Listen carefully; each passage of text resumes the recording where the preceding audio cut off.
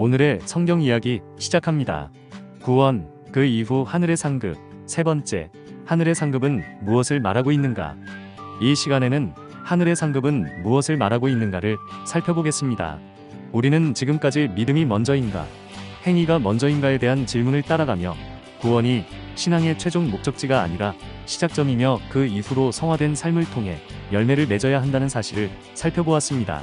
그러나 이런 이야기는 때때로 구원을 목적으로 신앙생활을 하는 사람들에게는 동기부여가 약하게 느껴질 수 있습니다. 구원은 이미 받았는데 왜 그 뒤로도 힘들게 살아야 하는지, 이 질문은 많은 이들의 마음속에 실제로 존재하는 고민입니다. 물론 하나님을 사랑한다면 그분의 뜻대로 살아가는 것도 기쁘지 않을까요?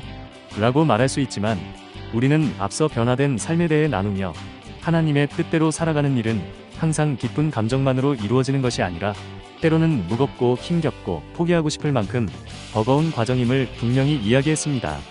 이러한 상황에서 많은 인도자들은 사람들의 신앙을 북돋우기 위해 이렇게 말해왔습니다. 지금 열심히 믿으면 천국에서 더 큰 집에 살게 된다. 하늘에서는 금은 보화가 기다리고 있다. 이 땅에서는 가난했지만 천국에서는 영광스러운 보상을 받게 된다. 이런 말들은 신앙의 열정을 불러일으키는 것처럼 보일 수 있지만, 실상은 우리가 이 땅에서 이루지 못한 욕망을 천국이라는 이름으로 옮겨놓은 것에 지나지 않습니다. 마치 하늘에 적금을 들어놓듯 나의 헌신에 대한 보상을 기대하며 살아가는 신앙은 오히려 참된 신앙에서 멀어지게 만드는 위험을 품고 있습니다. 그렇다면 성경은 하늘의 상급을 어떻게 이야기하고 있을까요? 우리는 지금부터 4가지 말씀을 살펴보려 합니다. 이 말씀들을 통해 천국의 상급이란 단순한 보상이 아니라 하나님 나라 안에서의 사명과 관계, 그리고 하나님과 함께하는 영광된 자리에 대한 약속임을 보게 됩니다. 첫 번째로 우리가 살펴볼 말씀은 예수님의 비유 속에 등장하는 부자와 거지 나사로 이야기입니다.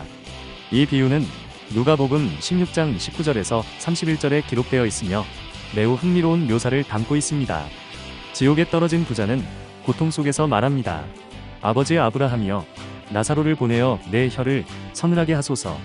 나사로를 내 아버지의 집에 보내주소서. 여기서 주목할 점은 부자가 하나님께 직접 간청하지 않고 아브라함에게 구하고 있다는 예수님의 표현입니다. 이 장면은 천국에서 아브라함이 단순한 구원받은 자가 아니라 특별한 위치와 역할을 가진 인물로 묘사되고 있다는 점에서 주목할 만합니다. 천국은 단지 머무는 장소가 아니라 하나님 나라 안에서 역할이 주어지는 공동체임을 보여주는 예시입니다. 두 번째로 우리가 살펴볼 말씀은 예수님께서 제자들에게 하신 약속입니다. 마태복음 19장 28절에서 예수님은 말씀하십니다. 세상이 새롭게 되어 인자가 자기 영광의 보좌에 앉을 때에 나를 따랐던 너희도 12보좌에 앉아 이스라엘 12지파를 심판하리라. 이 말씀은 예수님께서 직접 하신 선언이며 제자들에게 주어질 천국에서의 역할과 위치에 대한 명확한 약속입니다. 이는 하늘의 상급이 단지 보상의 차원이 아니라 하나님의 나라를 함께 다스리는 일에 참여하는 권위와 책임이 따르는 상급임을 분명히 보여줍니다. 세 번째로 우리가 살펴볼 말씀은 요한계시록에 나오는 장면입니다. 요한계시록 19장 10절과 22장 9절 말씀을 보면 요한은 계시 중 천사의 발 앞에 엎드려 경배하려 하지만 천사는 말합니다. 그렇게 하지 말라. 나는 너와 내 형제들, 예수의 증언을 가진 자들과 함께 된 종이니 하나님께 경배하라. 이 장면은 천사가 하나님의 종으로서 요한과 동등한 위치의 형제로 자신을 밝히며 천국에서의 존재들이 하나님을 섬기고 사명을 감당하는 역할로 존재한다는 것을 보여줍니다. 하늘의 상급은 곧 하나님과 함께하는 섬김과 동역의 자리에 참여하는 것임을 보여주는 강력한 예시입니다. 네 번째로 우리가 살펴볼 말씀은 고린도전서 3장 13절에서 15절입니다. 사도 바울은 각 사람이 하나님 앞에서 세운 공적이 불로 시험될 것이며 그 위에 세운 공적이 그대로 있으면 상을 받고 공적이 불타면 해를 받게 된다. 그러나 자신은 구원을 받되 불 가운데서 받은 것 같으리라. 라고 이야기합니다. 이 말씀은 구원은 오직 하나님의 은혜로 주어지지만 삶의 열매는 하나님의 기준 앞에 드러나며 그에 따라 각 사람이 받을 상이 다를 수 있음을 분명히 말합니다.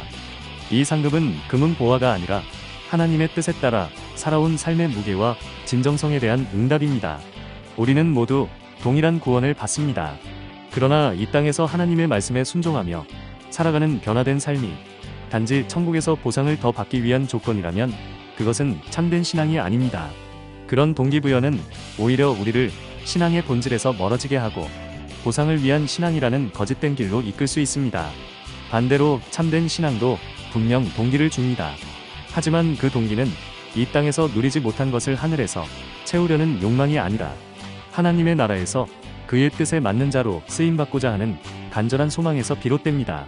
그 소망이 우리를 구원 이후의 삶 속에서 변화되도록 이끌고 하늘의 상급은 바로 그 변화된 걸음 위에 주어지는 하나님과의 동행과 사명, 그리고 그분의 나라 안에서의 영광된 자리인 것입니다.